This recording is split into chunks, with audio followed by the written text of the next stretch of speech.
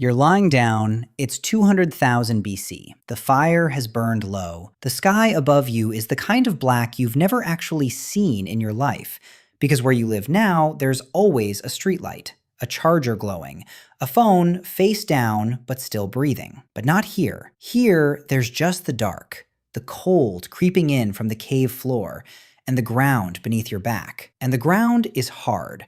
The ground is unforgiving, and somewhere in the back of your skull, an idea is forming that will outlast empires. What if you put something under your head? What if you grabbed that smooth, flat stone over there, the one warmed by the day's sun, and you tucked it under your neck, and you closed your eyes? This is the story of why ancient humans slept on a rock. Not because they were primitive, not because they didn't know better, but because, for most of human history, sleeping on a rock was not a punishment. It was an upgrade. It was technology. And the reasons behind it reach so deep into our biology, our survival, and our weirdly specific anatomy that by the end of this, you might look at your own memory foam pillow and feel a little embarrassed. Because here's the thing nobody tells you. The pillow is not natural. The pillow is not ancient comfort handed down through the ages. The soft, fluffy, cloud-like thing you rest your head on tonight is, in the grand timeline of the human species, a brand new invention. For tens of thousands of years, the default headrest of choice was hard: wood, bamboo, ceramic, and yes, stone. Cold, solid, deliberate stone. And the evidence for this is genuinely everywhere once you start looking. Let's start with the ground itself. Because before you can wonder about pillows, you have to understand what sleeping actually meant for our ancestors. It meant lying down on the earth. And the earth, as anyone who has ever gone camping and regretted it knows, is a hostile place to sleep. It's hard, it's cold, it's damp. It's crawling with things that bite, sting, and occasionally try to eat you. So the very first innovation in the history of sleep wasn't the pillow at all. It was the bed. And we actually know when this happened. Sort of. In a place called Border Cave, perched on a cliff in the mountains between South Africa and Eswatini, archaeologists found something remarkable. Layers of grass. Ancient, fossilized, compressed grass, deliberately laid down as bedding. And the date on this stuff is staggering. Roughly 200,000 years old. 200,000. Let that sink in. The research, led by archaeologist Lynn Wadley and published in the journal Science in 2020, suggests our ancestors were not just throwing grass on the floor. They were being clever about it. They placed the bedding on top of layers of ash. And the ash wasn't an accident either. Ash deters insects. Ash repels ticks. Ash keeps the crawling things from crawling into you while you're unconscious and defenseless. So picture it. 200,000 years ago, a human being is making a bug-proof, insulated mattress out of grass and fire residue. That's not primitive.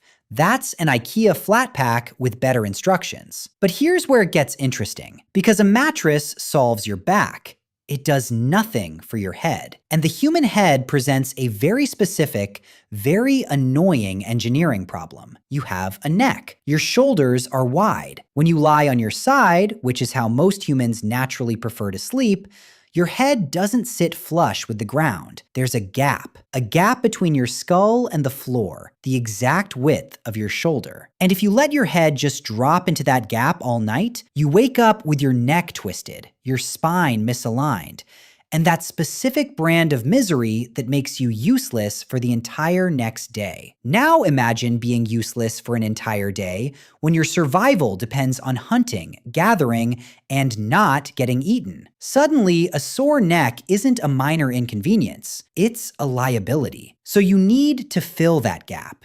You need to prop your head up. You need something firm, something stable, something that holds your skull in the right position all night long. And what's the most available, most durable, most perfectly shaped object in the entire prehistoric world? A rock. This is the part that breaks people's brains. We assume that comfort means soft. We assume that the goal of a pillow is squishiness. But for most of human history, the goal of a head support was the exact opposite: The goal was firmness, stability, a platform. Softness was almost beside the point. What you wanted was something that would not collapse, would not flatten, would not betray you in the middle of the night and let your head sink down into a crick-necked nightmare. And we don't have to guess about this, because the practice never actually stopped. It survived. It spread. It became, across multiple civilizations that had absolutely no contact with each other, completely normal. Let's talk about Egypt, because the Egyptians did not mess around when it came to sleep, or anything else. They used a device called a headrest, and a headrest is exactly what it sounds like.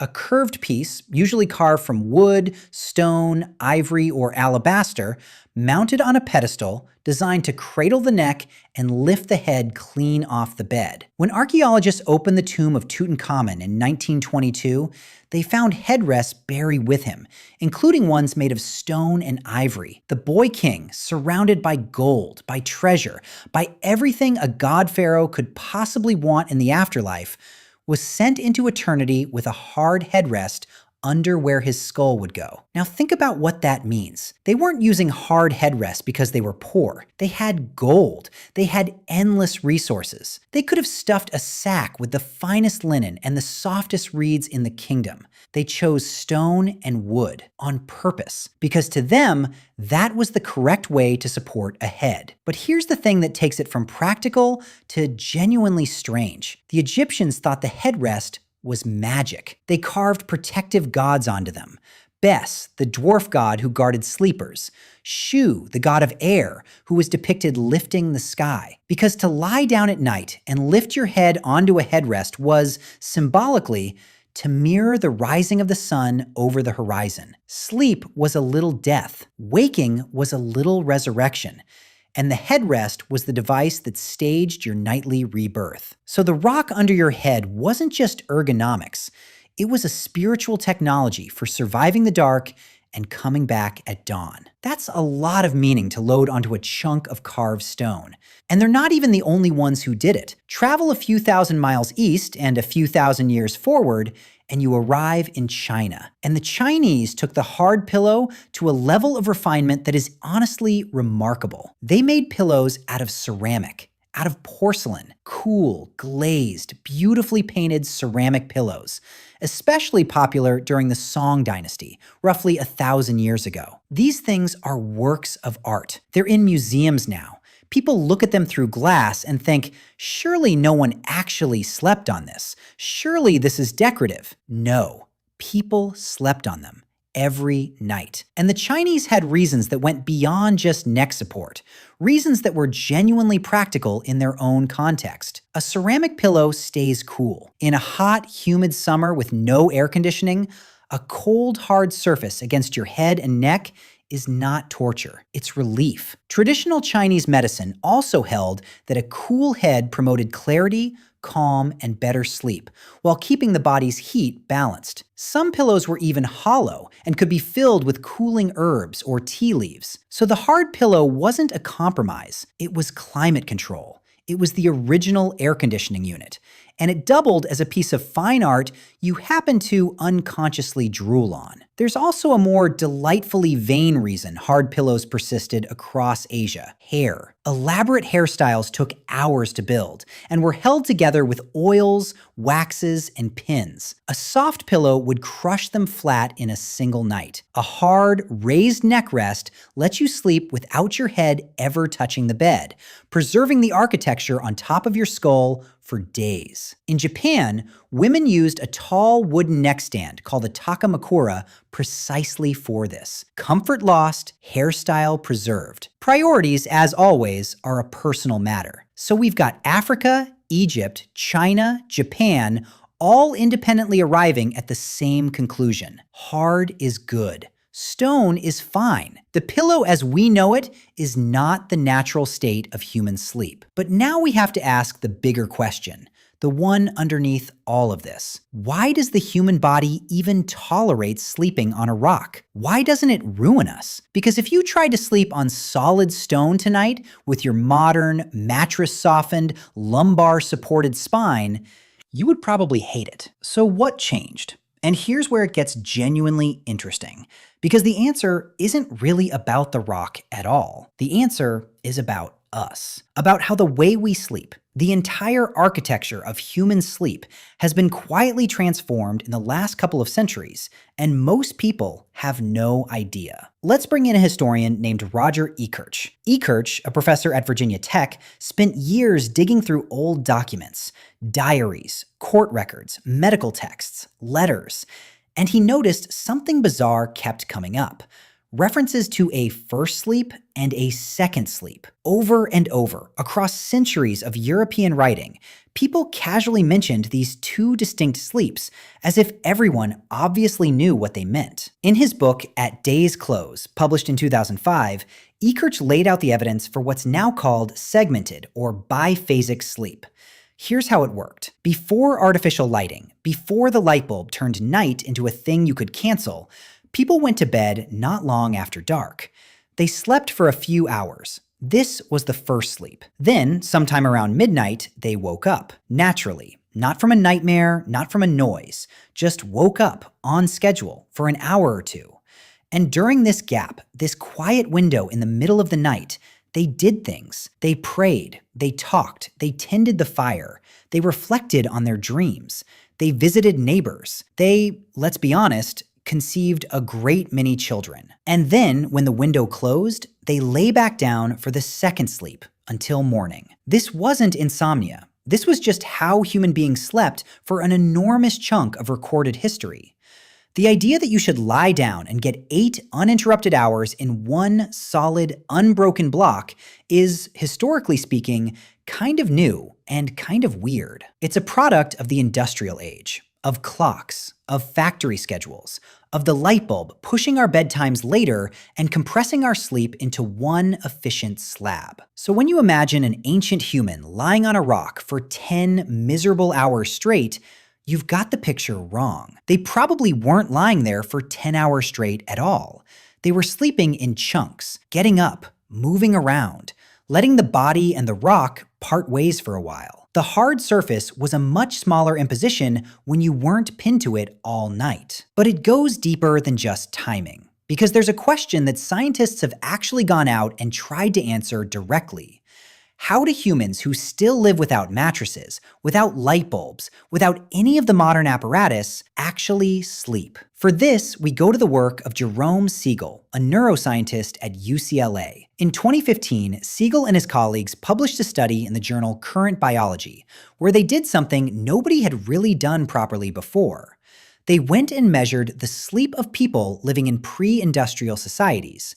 3 of them: the Hadza in Tanzania, the San in Namibia, and the Chimene in Bolivia. Hunter-gatherers and forager farmers living close to the way humans lived for most of our existence. They strapped sleep-tracking devices on them and just watched. And what they found upended a lot of assumptions. These people did not sleep more than us. If anything, they slept slightly less, around 6.5 hours a night. They didn't go to bed when the sun went down. They stayed up for hours after dark, around the fire, talking. They fell asleep as the temperature dropped, and they woke up as it began to rise again before dawn. Temperature, not light, seemed to be the master switch. And crucially, almost none of them reported the kind of chronic sleep complaints that plague the modern world. There's barely even a word for insomnia in some of these languages. And how did they sleep? Not on memory foam, on hides, on mats, on the bare ground, with minimal head support. Their bodies, never having known a mattress, simply adapted. The discomfort we'd feel is, to a significant degree, a discomfort we trained ourselves into by being too comfortable for too long. But there's one more layer to this, and it might be the most fascinating of all. Because sleeping in a group, on the ground, in a world full of predators, raises an obvious and terrifying problem. While you sleep, you are completely helpless. Your senses go offline. A leopard, a rival group, a snake could arrive in the night, and you'd never know until it was too late. So, how did our ancestors survive thousands of generations of lying unconscious in the open? This brings us to something called the Sentinel hypothesis. And the researcher who tested it most famously is David Sampson, who studied the Hadza alongside his colleagues and published the findings in the journal Proceedings of the Royal Society B in 2017. The idea is elegant. In a group, people don't all sleep at the same time. Their sleep schedules vary. The older members tend to go to bed earlier and wake earlier. The younger ones stay up late. So at almost any given moment during the night, somebody is awake. Somebody's eyes are open. Somebody could raise the alarm.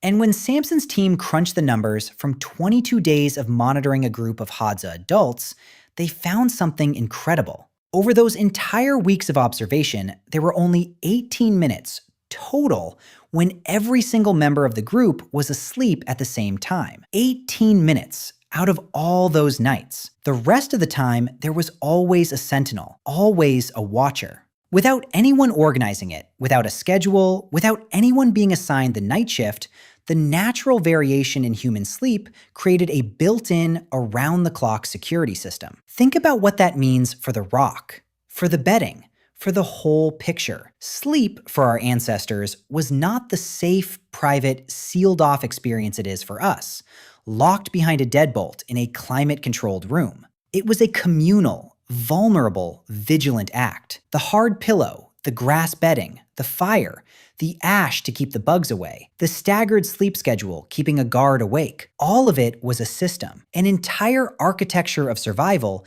built around the simple, dangerous necessity of losing consciousness every single night. So no, ancient humans didn't sleep on a rock because they were primitive. They slept on a rock because the rock did its job. It held the head, it cooled the skin, it preserved the spine, it lasted forever, and it never once needed to be fluffed. They slept in chunks, woke in the dark, kept a watch without meaning to, and woke each morning, against the odds, alive. And here's the part that I find genuinely hard to shake. The soft pillow, the thing we treat as the absolute baseline of human comfort, the bare minimum, won by all of this, is the exception. It's the strange one. It's the recent experiment. For the overwhelming majority of the time human beings have existed, the answer to, what do I put under my head tonight, was something firm, something that pushed back.